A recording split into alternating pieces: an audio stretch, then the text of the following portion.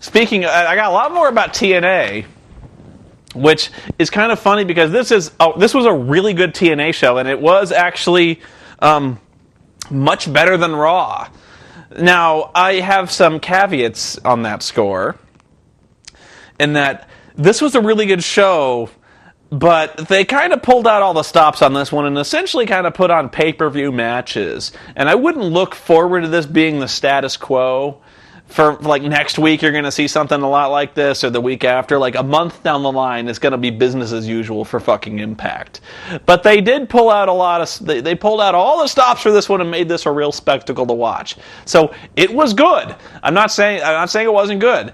There were problems, but again, I'm going to explain to you why this isn't going to be good further down the line. Okay. So the first thing that you notice is that I said, Hulk got Bubba the Love Sponge a job as a backstage interviewer. And if you're Jeremy Borash, I would be worried about my future endeavors. If you don't know who Bubba the Love Sponge is, you're not missing much. But I said he has to be better than fucking Christy Hemme. More about that later. So the first thing they did was, like, the big news is Hulk Hogan is coming to TNA Impact. And so they've been hyping this motherfucker for 2 months. And so they're like, when is Hogan coming? When is Hogan coming? And doing this whole thing like Mick Foley is shitting bricks about when Hogan is coming. Even so much so that, like, Raven is setting his head on fire. And all that Foley can worry about is when is Hogan coming? That's how big they've been building this guy up. So Bubba the Love Sponge is interviewing these yahoos out in front of the Impact Zone. They're like, what do you think is going to happen tonight? Like, what do you like about wrestling? And people are, like, they had these idiots out in front who are like, I want to see a return of old school wrestling. I want to see people like Ultimate Warrior, Hulk Hogan, the Honky Tonk Man. I want to see chair shots to the head. I want to see brutality. I want to see old school wrestling. And the women there, the women in this one were really funny because all these women were like, I just want to see wrestling men, oily, sweaty men wrestling each other and rolling around. It's like the women here came off as really, really shallow, but it was kind of funny to watch. But it did not make the audience of the Impact Zone look like paragons of intellect. And again, I wonder why I watch this sometimes if I have to side with these people. Hey, my brother's home. Hey, Miles. Just going over TNA Impact. Did you see it? Go on. Yet. No, you didn't see it yet. He's in for a treat. The first match was really, really funny and not a good way to kick off the show. They called it, I forget what they called it, but I wrote down Steel Asylum match. It was an X Division match where essentially they put like a domed cage, imagine like a pressure cooker where you get like this cage. Okay, fuck it. There's a cage around the ring, and on top of the ring they got like this curved dome, okay? And there's a little hole at the very top of the dome that they have to climb out. That's how I wasn't really sure about the rules because they never explained this stuff. I couldn't tell if it was for the title. I think it was, but I couldn't tell. So there was this cage match where they have to climb out through the top of the cage. And so there was 8 dudes in this match, which spells clusterfuck in the X Division. It was the Motor City Machine Guns versus Homicide and Kiyoshi of the World Elite versus Lethal Consequences. And by the way, I gotta love Consequences Creed, whose whole gimmick is that he's Apollo Creed. I think they basically, when he came out, had him come out in like the Apollo Creed, like red, white, and blue top hat, coming down to Living in America. Like, that's his whole thing. Like, that's so awesome to just have, like, they have Apollo Creed in this fucking ring. Versus Suicide, the video game character, and the champion Amazing Red. So what I really notice about some of these X Division matches is how spotty they are, and by that I mean, I go back to Jackie Chan. One of the worst things that Jackie Chan never likes is a movie where people wait to get hit, where you can clearly see the guy kind of lead his chin out, like waiting to get hit. That's like every X Division match now. Like, undeniable athleticism, great stuff going on, but there's a lot of times here where there's a bunch of people just kind of waiting for some guy to jump off the top ropes, and I'm not talking like a second, 2 seconds. I'm talking like 7 to 10 seconds of guys kind of like in Mike Tyson's Punch-Out, where the guy's all dizzy waiting for the superpower punch, like they're waiting, they're like, oh, and some guy's climbing the cage, and some guy's like waiting, he's like getting ready, and the guy's like, and then it hits the 450 splash or something like that. Like, that's this entire match. In fact, Alex Shelley spent most of this match just kind of stalling on top of the cage so he could jump on people. He was like Spider-Man up there, and as soon as somebody noticed him up there, they're like, oh, hey, you want to jump on me? And Shelley's like, don't mind if I do, and like he does like a hurricane run off the top. So what was really funny about this match was that Homicide whips out a riot baton, like one of those like the police batons, and he starts going ape shit on people with this police baton. And then all of a sudden the bell rings. And you're like, the fuck? And the announcer goes, the referee has ruled this match a no contest. And I didn't know you could do that in a cage match. But apparently you can. Like, I mean, I admit it's shitty for a guy to bring a riot baton into a cage match. It's cheating, sure. But I thought that was kind of the point of the cage match, was kind of like no disqualification. But no, they're like, no contest, this match is over. So, but these guys are still fighting, and then Homicide, like, kills everyone in the ring with this fucking... Yeah, here we go. There we go. He hits them with this, So he kills everyone in the ring, and then Homicide's like, I rule, I'm Homicide! And then he starts climbing out the top of the cage. So he's climbing the cage, everyone's dead. And so he starts to try to climb out through the hole, but he can't, okay? He can't. It's so awkwardly placed that he's kind of too big to wheel his leg over the lip of the entrance and get out. And that's kind of supposed to be the finish, I think, where he kills everybody in the ring, climbs out, and kind of stands on top of the cage, and then gets jumped. Because Jeff Hardy all of a sudden, like, runs out, and he's like, I'm Jeff Hardy! And the crowd is like, yay!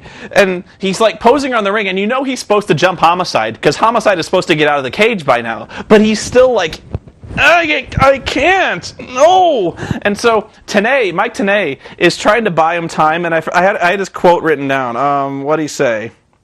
Oh, Tenay's trying to buy some time by saying, at this point, he's just trying to show off, Taz. And he is clinging for dear life on the lip of this hole, trying to get his leg over. And he's really showing off now. He's just trying to show off, Taz. And then he falls. But the funny thing is, the camera switches away, so they miss him falling. So all of a sudden, Homicide is clinging to the cage. They cut to Jeff Hardy or something like that, and then they cut back. And then he's just in the middle of the ring, and all of a sudden they've kind of like the other guys in the ring. It's been so long they can't sell this riot baton thing like it's gruesome death any longer. So they're kind of beating on Homicide, and then somehow Homicide is just out of the cage. I don't know how, because they keep cutting to Jeff, who's kind of navigating his way through the crowd, and then all of a sudden Homicide just must have taken the door. Like, he's like, fuck this whole shit, I'm gonna go through the door. So he gets out, and then Jeff Hardy's like, hey! And then jumps him, and so they start fighting, and then Homicide, he crushes Homicide with this chair shot to the head that just makes you sick to watch it. And so Jeff sits on top of the cage, and he's like, I'm Jeff Hardy! And people go, yay! That match really sucked! Yeah. Tara versus ODB for the Knockouts title, and since this is a big event show, every title is changing hands tonight, so Tara held the title for, a week? ODB reverses the Widow's Peak into a schoolboy. What was funny here was that when she schoolboyed Tara,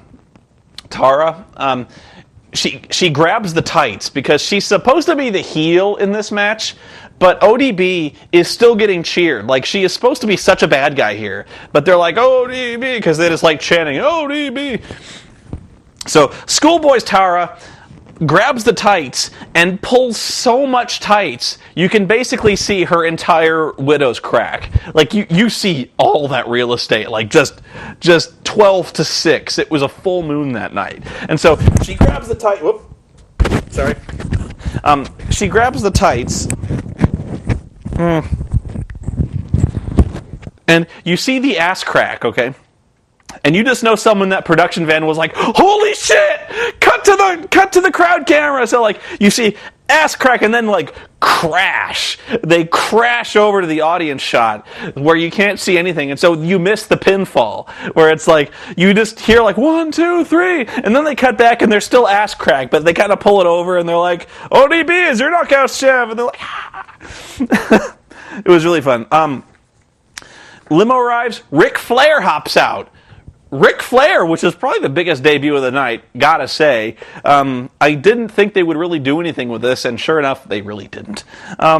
There's an interview segment where Christy Hemme this is earlier in the day, where she sees Mick trying to get in the arena, and she says, "Didn't you get the memo, Mick?" And Mick's like, "I did get the memo, actually, Christy. I've been barred from the building because I don't like Hulk Hogan. They think I might be disruptive."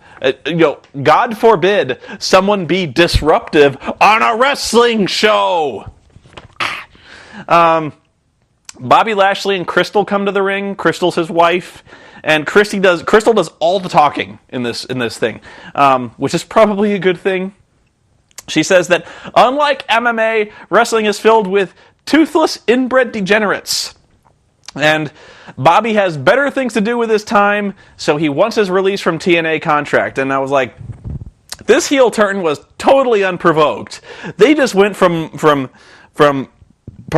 they went from Bobby Lashley being like this super baby face to just all of a sudden he's like, Crystal's like, fuck you guys, we want out. And so, this is kind of thing that would be better served in, I don't know, a wrestling match. So I really think that from what I've heard, Bobby is supposedly training for an MMA match, and so he really won't be wrestling, and so they probably will just give him his release and just be like, okay, it's over.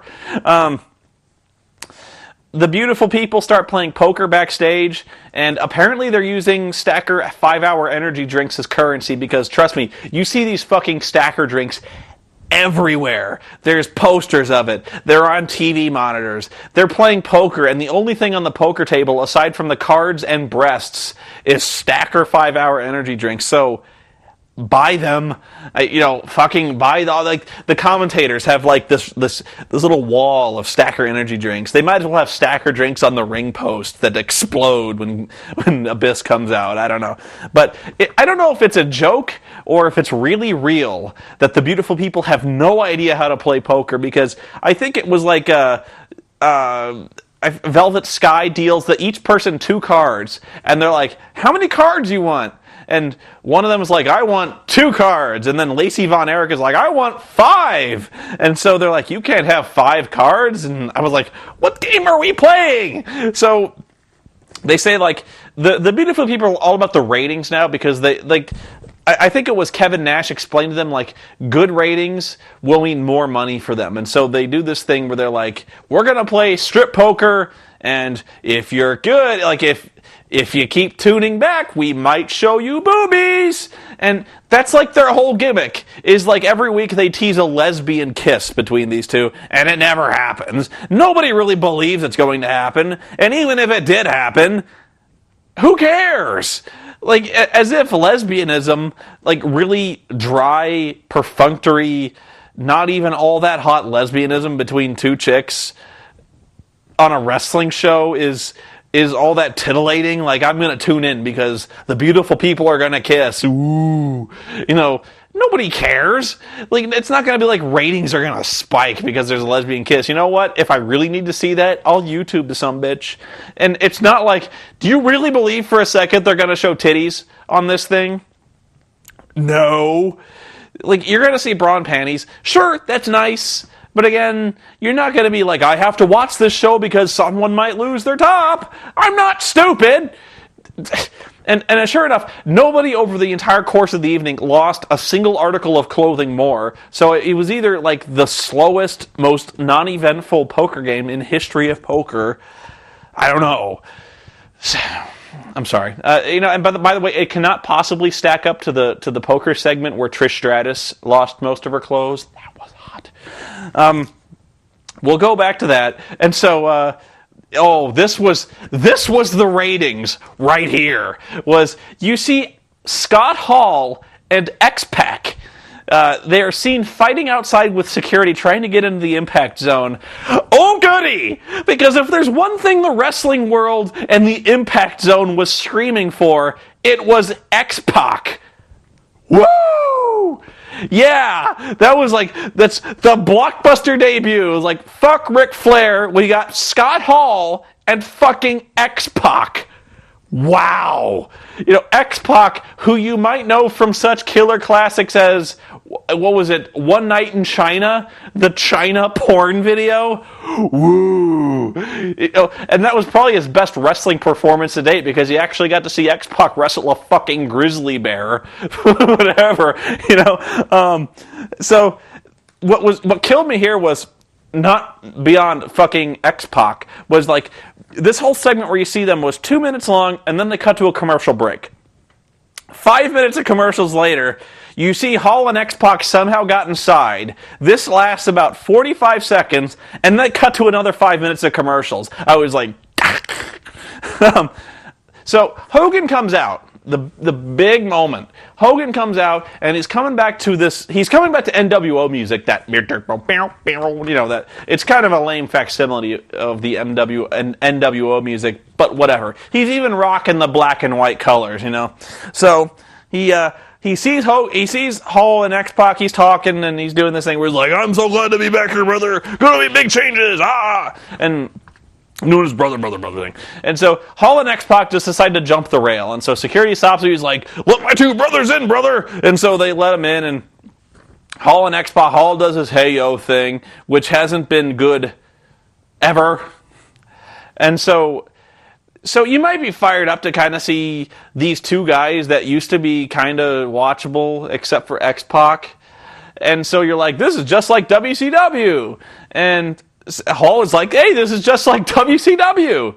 He's like, you know what we could do? And they never actually say, like, let's bring back the NWO. But Hall is like, you're here, and Six-Pac is here, and I'm here, and I'm pretty sure I saw Big Sexy back there, and you know what that means. And Hogan's like, hold on, brother. That's not going to happen. Like, I know we had fun, we had seasons in the sun, but brother, I'm all about changes. And then Big Sexy comes out, and he's like, that's not what you were talking about on the phone, dude. You were talking about, the good old days coming back. And Hogan's like, it's like, I know what I said, brother, but it's all about changes, brother. And so Eric Bischoff comes out, and you're like, yay. So sure enough, the whole NWO gang is back in the ring. And so Bischoff starts doing most of the talking. And he says, hey, there's been a breakdown of communication, but from now on, everybody has to earn their place in this company.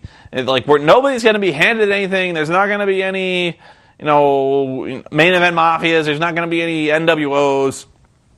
Everybody from the janitor to the top, they've got to earn their place. And Kev surprisingly goes, I hear you.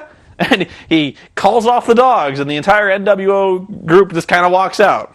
So they say everyone's going to be under a microscope. They start screaming for a producer. They tear up the show format, and they're like, we're going to start over. This was pretty good, but we're going to start over. And so they pan over, and you see Sting in the rafters. Yes, Sting still hangs out in the catwalks. More on this in a bit, because this does get better. They have a Knockouts tag title match, and I am still amazed that there exists a women's tag team division, which actually says quite a lot about the depth of the TNA roster in a lot of ways, because you would not want to see this in fucking WWE. Can you imagine the Bellas being like a Knockouts tag team? No! Seriously, there's like maybe 2 or 3 divas in the WWE who can kind of wrestle. There's Natalya, who is very good. There's I'm losing. It kind of shows you how bad it is when I can't remember anyone. Maurice is okay. It's just really bad, but it's actually kind of surprising that all 4 of these women were really, really good. It was Awesome Kong and Hamada versus Sarita and Taylor Wilde. Was pretty good. Then they cut to a backstage thing where the machine guns have been knocked out. That's kind of been a recurring thing this whole show. They keep cutting backstage where people have just been fucking killed backstage. So, Kong and Hamada win with a doomsday device kind of thing where awesome. So they do like an awesome bomb and a missile drop kick, and it was really spotty here as well because awesome Kong had to be kind of just so to hit this drop kick. And the only real story here was it kind of seemed like Hamada got hurt. Like she probably looked like she hurt her leg, which not a good sign. But Hamada is very impressive. Here's another thing. They go back to the strip poker where nothing has happened. Nobody has lost clothes or energy drinks or whatever. And then all of a sudden, hello, ladies. Val Venis comes in wearing a towel. And he's doing his whole, I'm a porn star thing. And one of them is like, hey, you're Val. And, Val Venis goes like, hey, whoa. That name, we're not using names here. I don't know I don't know what they're going to call me. But don't say that word. Don't say Val Venis or I'll just disappear in a lawsuit. And so, he's like, if you want to get ratings by showing nudity, why not let me join in? And they're like, I don't know. Who the hell are you, you bald, muscular man? And he's like, well, I must admit you have me at a disadvantage because I've got out of the shower and I'm just wearing a towel. So if I lose one hand, it's all over for me. And the ladies are like, you got a good point. Your logic irrefutable because what we all want to see is the little Venus. And I'm like, no. But what really struck me was that Val Venis, he comes to the Impact Zone. Okay. The first order of business is he's like, I need a shower. So, because I've been working so hard today that he hits the showers and then he just walks around in his towel. So he just happens upon a strip poker game in his towel and he's like, why not? So that is all that amounts to, is that Val Venis joins the strip poker game, and that's it. Foley somehow gets into the building, and he passes the Nasty Boys on the way out. And Iron Sheik fucking shit himself at seeing Brian fucking Knobbs trying to get into the building. And you're like, oh my god, Hogan actually did get fucking Brian Knobbs and the rest of the Nasty Boys into TNA. And here's where I really started having a problem, where you're like, it's good seeing the Nasty Boys back, and then your second reaction is, what the fuck am I saying? No! You see Hall and X-Pac, you see fucking Kevin Nash, you see the Nasty Boys, Val Venis, and a bunch of other guys who are showing up on this show as really shocking debuts, and you're like, this is terrible. There's no way that I want to see this. Can you imagine tuning into fucking Impact and watching Hall and X-Pac try to work a match? Could you imagine seeing, now, trying to watch the Nasty Boys work a match? All these guys are at least 12 years past their prime. It's so sad. You do not want to see this. You so don't want to see a Nasty Boys match. We just saw, what was, Jim Neidhart fight fucking Jay Lethal. And it looks like, oh my god, you did not want to see that Jim Neidhart match. But this is really getting to the point where we have, these really washed up old people in these matches, and you really fear for Impact, because you're like, for a one-time thing, it was good seeing these guys back, but then you really start fearing, what if these guys stay?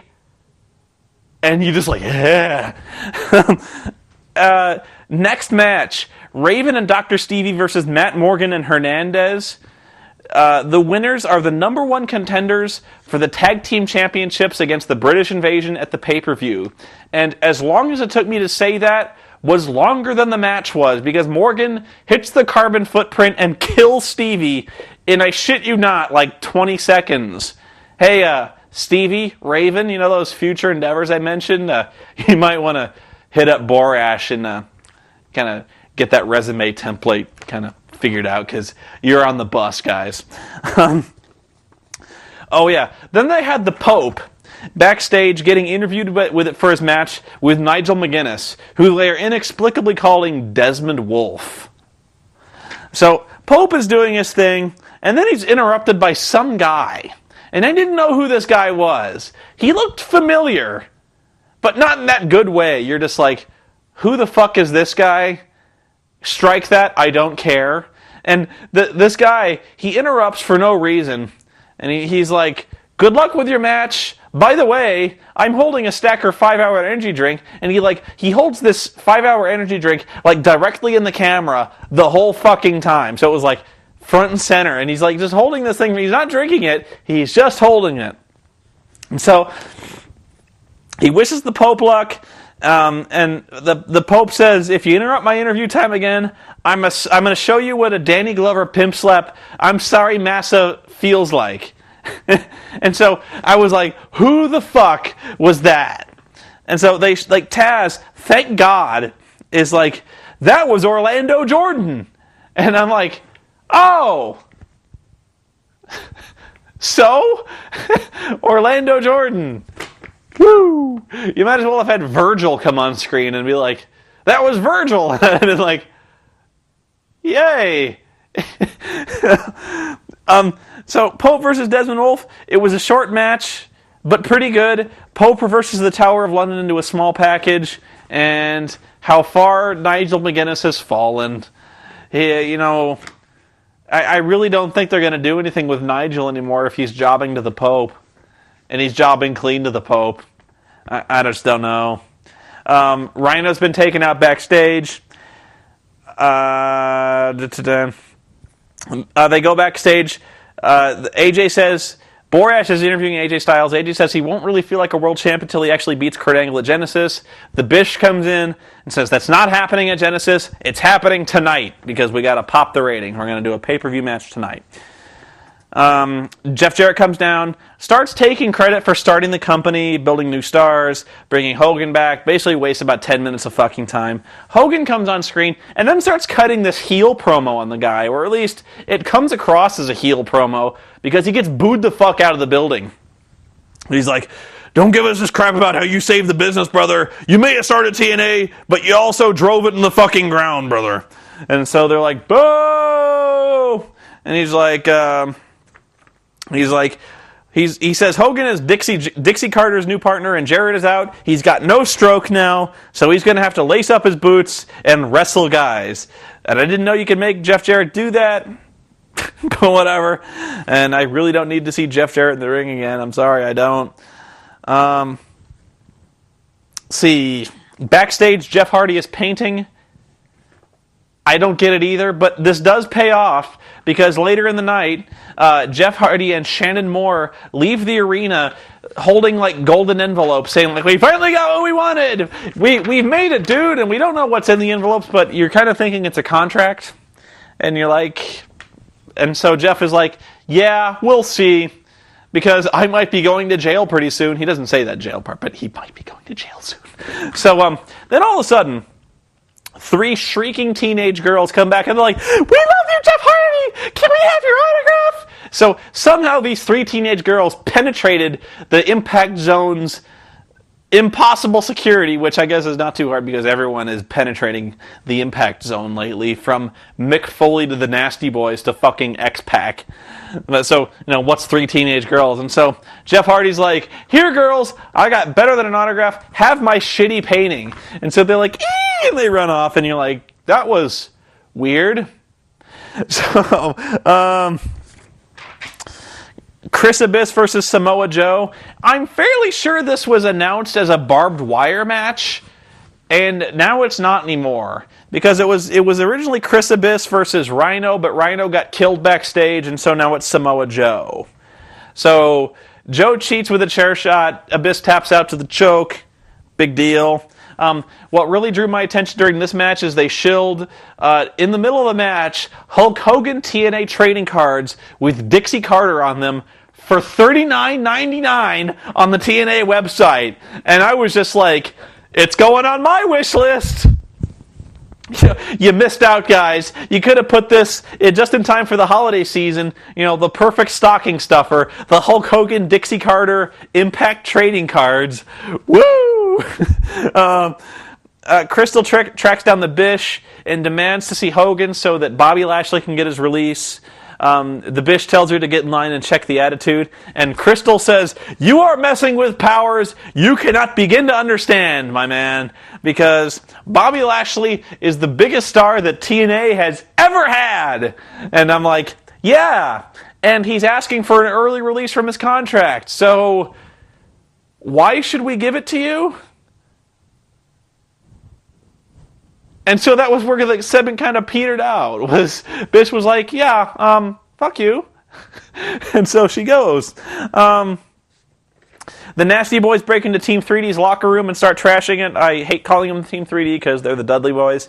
The Dudley Boys are not there because they're in Japan dropping the IWGP Tag Team titles. I know, you don't care. The funny part of this was the security guard who initially locked the Nasty Boys out comes back in as they're trashing the room, apologizes, says he didn't know they were so close to Hogan, and as a peace offering, brought them a box of donuts.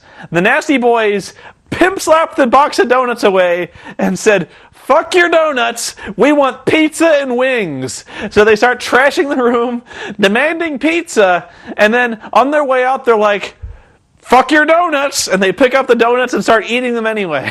It's like, this is so bizarre, but it's still better than DX and the Midget. Please don't make them wrestle. The TNA World Heavyweight Championship. This is it. So they put on a pay-per-view quality match, was very good, and I hate to complain about a match this good, but I will. During the match, some masked weirdo... Oh, I'm sorry, let me back up a little bit. So, Bubba the Love Sponge, before this match, finds that beer money has been laid out backstage. And so, it kind of occurred to me that Bubba the Love Sponge has discovered, he just stumbled upon about 3 whole tag teams who have been destroyed backstage, and he's starting to look kind of like a suspicious likely suspect. Maybe Bubba the Love Sponge is tougher than we expected. But no, during the World Heavyweight Championship match, some dude covered head to toe in black in a ski mask attacks AJ, but Angle throws him out of the ring. Angle's like, "Get the fuck out, I want this match to be legit." So they throw the masked man out, security chases him away, and so they restart the match. It's not a DQ. He helps AJ up, and we're like, "We're going to do this, man. We're going to do this legit." And so... in WWE, they'd have thrown the match out, but they're like, the refereeing in TNA is kind of bizarre sometimes. So they're like as illustrated in the Steel Asylum match, but they're like, fuck it, we'll keep going. It wasn't really that bad, so we'll keep going. So during this match, the Impact crowd, which increasingly pisses me off, starts chanting, "Who needs Brett?" Weird chant, guys. Who started that? Who needs Brett? You do. You wish you had Brett. I don't know. Also during the match, Ric Flair comes out to watch, and he stands on the stage, kind of does this thing where he's watching, really takes away from the match, actually, because everyone looks over and they're like, "That's Ric Flair." And so they're watching fucking Ric, and they're not watching the really awesome match going on. And then Ric just kind of leaves. He doesn't leave after the match. He leaves before the hot finish. He stands out there for like 3-4 minutes, and then he's like, "I've seen enough. Woo!" And then he leaves. And the crowd is like, "Ric's leaving." And they're still watching Ric, and they're not watching the match. And then Ric leaves, and they keep kind of watching the aisle because, is Ric coming back? Is the masked man coming back? You're kind of distracting the audience from a really good match. And so I really thought it kind of detracted from the match to have Ric Flair come out, do nothing except distract people, and then leave. So Ric Flair didn't really amount to anything. I'm guessing he'll come back. And so here's where I complain about a really good match. In a pay-per-view match, you tend to have people kick out of each other's finishers. Probably the best match that I remember seeing on pay-per-view like that was Rock versus Austin, where they actually did the very rare and hard to pull off face, like double face turn and heel turn, where the heel becomes face and the face becomes heel, where Austin and Rock kind of switch places, where it turns out that Austin was with the McMahon all the time. They did this thing where they kicked out of each other's finishers. So, like, you know, Austin hits the stunner, Rock kicks out. Austin hits the rock bottom, Rock kicks out. And then Rock does the same thing where he hits his finisher and they hits. So they kicked out of, like, every permutation of the finisher. And so they started doing things where they had to kind of double up on finishers. They did this thing where they each kicked out of each other's finishers. Then they kicked out of everyone's super finishers, where, like, Angle hit the Olympic slam off the top rope and AJ kicks out. And they're like, oh my God, this is the greatest match I've ever seen in my life. And so Styles is doing, he hits the Styles Clash, doesn't get it. Hits the Styles Clash again, doesn't get it. Angle eats 3 Styles Clashes and the springboard 450 splash, finally stays down. And I was like, you know, you can put a guy a little too over when you have the guy kick out of like 3 Styles Clashes. That's a bit much. So I don't know. I was like, that's all. You made the guy. You're kind of testing the audience with these near falls, where you're like, you can kind of have a guy kick out of a Styles Clash. 2, you're like, oh my God. But you know, the crowd is going to start calling bullshit on you eventually. So the masked dude didn't really pay off at all. But in a way, that's kind of good. I'm kind of tired of angles immediately kind of paying off, where you're like, you kind of expect a long-term thing nowadays, and you don't get it. You know, here's where my PVR cut off.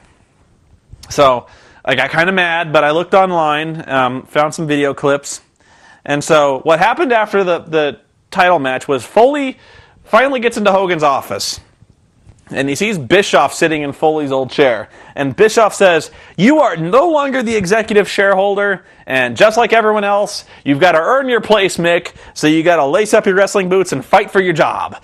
And how the hell does that work? I didn't know you could just do that to an executive shareholder of a company. Like, there's economics at play here. I think Foley might have been privy to this kind of information if somebody all of a sudden became the executive shareholder. I didn't know you could just kind of say, like, you're not anymore, ha! And I didn't know you could make a shareholder wrestle. And I know I'm complaining about people being forced to wrestle on a wrestling program, but one, Mick Foley doesn't really need to wrestle anymore. I don't need to see it. And 2, I didn't know you could make an executive shareholder wrestle. It just seems weird. It'd be like, Dixie Carter, you're no longer president of TNA, and you got to wrestle to fit in just like everybody else. And Dixie's like, all right. You know, it just kind of seems weird to me how like anyone, anywhere can wrestle. WWE is the same thing too. I remember when CM Punk had a problem with the referee Scott Armstrong, and hang on a second. So they had sorry, I had to check my microphone. Scott Armstrong, they're like, you've got to wrestle.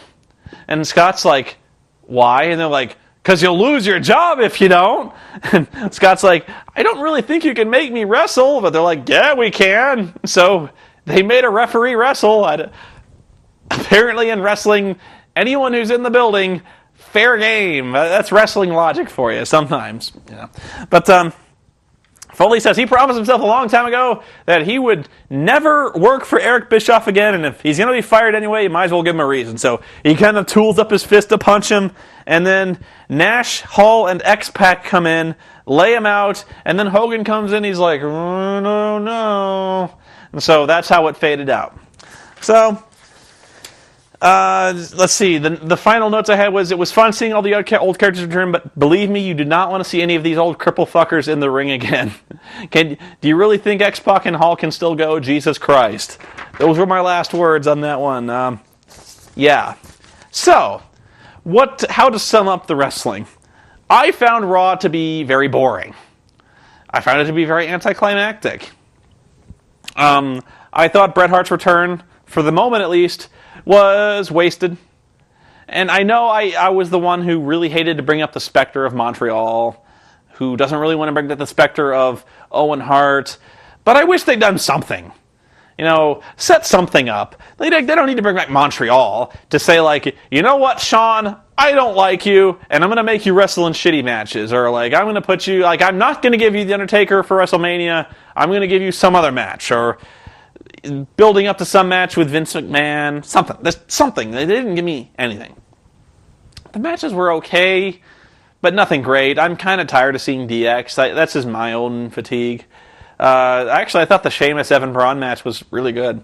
But TNA was a much better show this week. And I will rarely say that.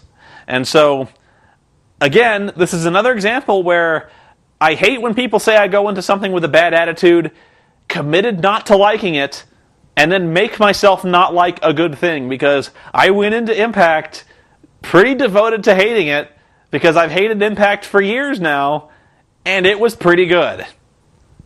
Now, I had problems with it, but that's me. I'm a critic. I nitpick things. But it was a really good show. It was better than Raw. There were bad things. The Steel Asylum match was total horseshit. And this is kind of... the bad refereeing, the bad booking is kind of iconic of Impact for a long time. And I gotta tell you, I've got bad feelings about the future of this company with Hogan in charge, or at least with Hogan being a major guest star, because you don't want to see the matches coming down the pike for this one. You don't. Because if you're actually happy about Scott Hall, X-Pac, the Nasty Boys, Orlando Jordan, and Jeff Hardy's the one guy you might be happy to see back, but I wouldn't get used to it. I really don't know what Jeff is thinking, because he kind of had a good thing going with the WWE. I don't know how much longer he's going to stay out of jail. I don't know. I think what really bugs me about TNA right now is Nigel McGuinness, because I was really hoping to see him in WWE, and I really think he made a bad move going to TNA, and I think even Nigel is starting to realize that, because I think he might be jobbing for some time now until his contract's up. And I hate Desmond Wolfe. I hate the name. It's really cheesy and really bad, especially since they've got Desmond Wolfe saying really shitty things. Like, with a name like Desmond Wolfe, the first thing you think is like, please don't make him make wolf puns. Don't give him a catchphrase that has to do with wolves. And sure enough, his catchphrase is, "You will bow to the howl," and it's bad. But I've gone on a very long time talking about wrestling. Probably going to be the last time for a while, unless there is an epically bad show, and I'll tell you. But in terms of Monday night, I will simply close by saying, in terms of Monday Night War, I kind of called it a Monday Night War. It's not. TNA is still very small fry compared to WWE. And it's not like back in the day when WCW was backed by Turner, when there was actually a significant financial juggernaut behind WCW. They were stealing talent from the WWE. There were people jumping ship. There was a lot of controversy, invasions and things like that. WWE is not worried, and they shouldn't be. I mean, yeah, they may have swiped Jeff Hardy out from under their nose, but Jeff wasn't under contract anyway.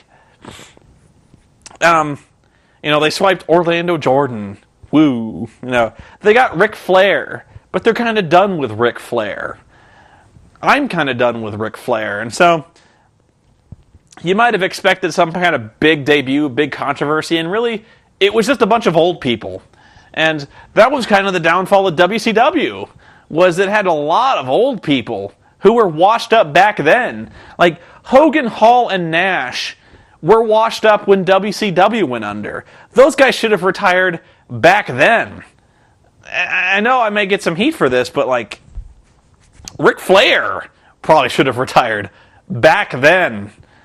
And, it was called wheelchair wrestling for a reason, because you had old people dominating the top of the business, and nobody ever got over. It was just NWO all the fucking time.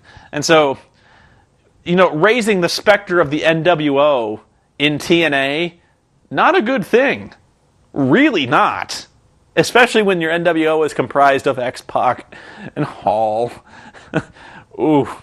And Kevin Nash, who's been just about the biggest waste of time in TNA for a long time, because as much as I've said Carlito, stop trying, Hall, Has he ever tried?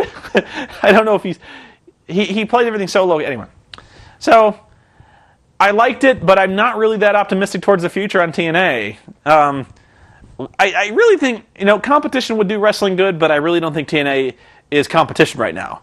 I think the better wrestling going on is Ring of Honor, and Ring of Honor is not even really competition. I am excited. I've heard something about Bryan Danielson coming to the WWE. Would love to see that. I hope it's soon, because they need new stars. They need better talent, because the WWE's big problem right now is that you've seen the same old shit for, 5 years more? Where it's been dominated by Triple H, John Cena, Randy Orton, and The Undertaker. Batista. The same stuff for way too long, and so they desperately need injection of new blood, and they're kind of killing that new blood. Like, they were trying to breed a new star with Kofi Kingston, and Kofi is kind of back to mid-card doing nothing now, kind of jobbing to Orton now, and so that's really disappointing, and so they really need to work on new stars, and that's why the Sheamus thing is a good thing, but at the same time, it's kind of hard for the audience to buy into that. It's kind of hard for them to believe that there's a new star, like somebody can be put over established superstars, because they really don't think, like, John Cena's been put over so strongly for so long, they just don't believe that it'll last. So when Sheamus wins, their reaction is, fucking Sheamus? Who the fuck is this guy? So, don't get me wrong, I applaud the bold decision to put the title on a new guy. Maybe too new, but I can't fault him on that. I like it. I like Sheamus. I really do. And I hope they stick with him. Really do.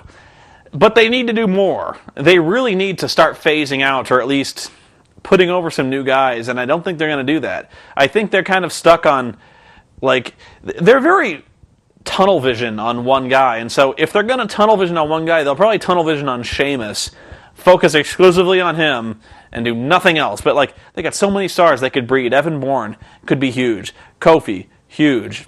And they got all these other stars that they could bring up. John Morrison, who's not really doing much of anything right now. And I think people really believed he was going to be huge, too. Like, next world champion. If you'd asked me last year who the most likely next world champion would be, I'd have put John Morrison right on top of the list. And I don't think it's going to happen. In fact, I don't think he's going to come close anymore. I think he's back to mid-card hell. So, that's my advice. I think it might be time for my medicine. I'm on antibiotics right now. So, thank you for watching. If you're wrestling fans, I think the only people watching right now are the wrestling fans. So thank you for watching. I hope you value my insight, and I value yours, so comment on these videos. Keep watching wrestling. I will watch Impact. I will tell you what. Impact did succeed in that I am very interested to see what happens next week, and I will tune in. So, join me on this epic adventure as we watch wrestling for a little while. But it might be a while before I talk about it some more. I might just kind of blog about it, right? Write some very brief notes. So thank you. I am actually doing a bunch of videos right now. I'm not recording anything, but I'm doing a bunch of writing and kind of prep material until my foot gets better and able to walk around a little better. I might be in a walking cast for a while. So, yeah. Until next time, guys. See you later, brothers.